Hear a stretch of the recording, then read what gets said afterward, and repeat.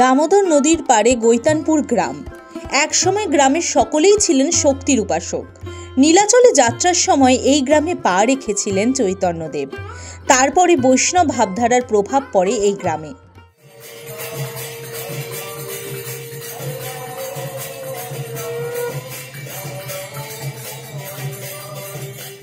কথিত আছে আজ থেকে বহু বছর আগে দামোদরের জলে ভেসে এসেছিল নিম কাঠের তৈরি গৌর নিতাইয়ের দুটি বিগ্রহ। এক ব্রাহ্মণ এই বিষয়ে স্বপ্নাদেশ পান। ওই ব্রাহ্মণকে এই বিগ্রহ দুটি প্রতিষ্ঠা করার নির্দেশ দেন প্রভু। কিন্তু বিগ্রহের একটি হাত ভাঙা থাকায় গ্রামের এক প্রভাবশালী ব্যক্তি তা প্রতিষ্ঠা করতে দিতে চাইছিলেন না। এতে মতভেদ তৈরি হয় গ্রামবাসীদের মধ্যে।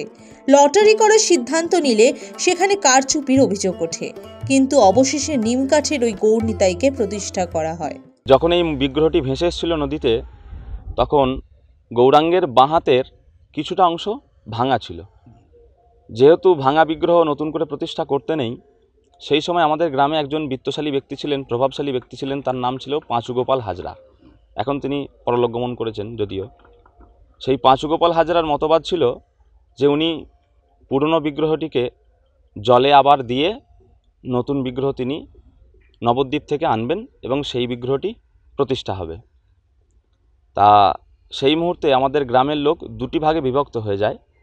একদল বলেছিল না, পুরনো বিগ্রহই প্রতিষ্ঠা হবে, আর একদল বলেছিল না, নতুন বিগ্রহ প্রতিষ্ঠা হবে।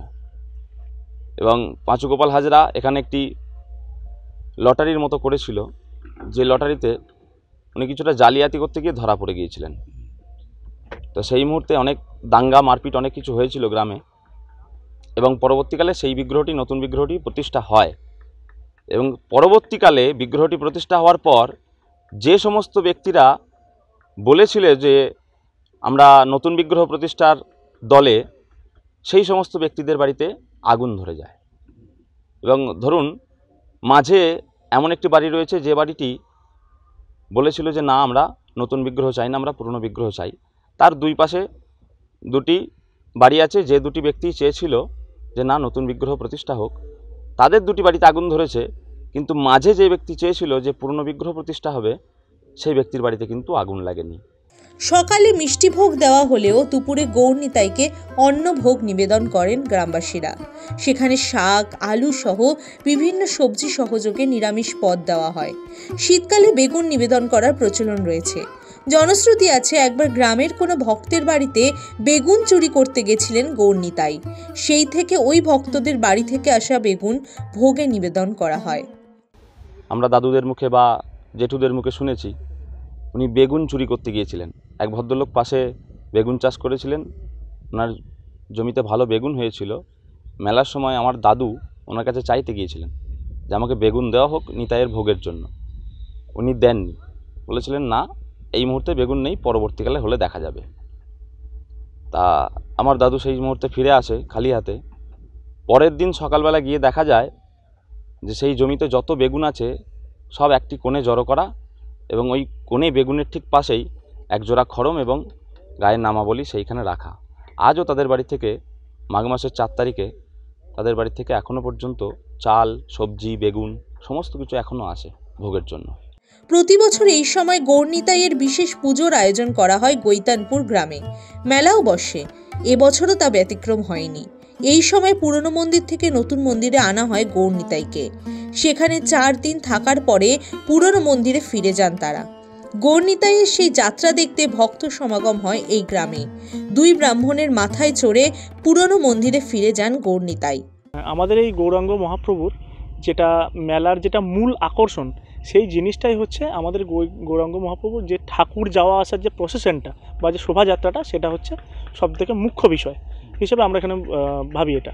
এরপর আমাদের এখানে যে ঠাকুর যায় সেটা কিন্তু প্রথম থেকেই ব্রাহ্মণদের মাথায় চড়ে উনি বিরাজ করেন। এবার নাচতে নাচতে ওই পুরনো যেটা মূল মন্দির সেখান থেকে আমাদের এই মেলাতলার মন্দিরে আসেন। এরপর এটা নিয়ে অনেক বিতর্ক হয়েছে যে না, এগুলো কষ্ট হচ্ছে মানুষকে কষ্ট দেওয়া হচ্ছে, রথ করা হোক বা গাড়ি করে আনা হোক, এগুলো কিন্তু প্রত্যেকবারই কোনো না কোনোভাবে বানচাল হয়েছে। এবং যেহেতু এটা ঐতিহ্য, এটা আমাদের গ্রামবাসীরা সবাই মিলে বাঁচিয়ে রাখার চেষ্টা করেছি। গ্রামবাসীদের মতে এই এলাকায় পর্যটন ক্ষেত্র গড়ে ওঠার সম্ভাবনা রয়েছে। বেশ কিছু কাজ এগিয়েছে, আরও কিছু কাজ বাকি। আমরা পরিকল্পনা আছে আমাদের এখানে একটা মেন একটা মানে পর্যটন কেন্দ্র একটা বড় ধরনের যারা গড়ে ওঠে সেরকম একটা পরিকল্পনা আমরা করেছি। পরিকল্পনা আমরা মেলার যেহেতু এখন মেলার একটা প্রস্তুতি চলছে, আগামী 13 তারিখ থেকে মেলার মধ্যেও আমরা একটা স্টেজ করেছি, একটা রন্ধনশালা বাবার ভোগ মানে প্রায় 20,000 রন্ধন সভা হয় একটা। আগামী দিনে আমরা আগামী 13 তারিখে আমরা একটা অনাথ আশ্রমের ভিত্তিপ্রস্তর স্থাপন হবে, একটা লাইব্রেরি, একটা সংরক্ষণশালা, এরকম একটা সংরক্ষণ মানে কেন্দ্র একটা পর্যটন ক্ষেত্র হিসেবে ভবিষ্যৎ আছে অবশ্যই।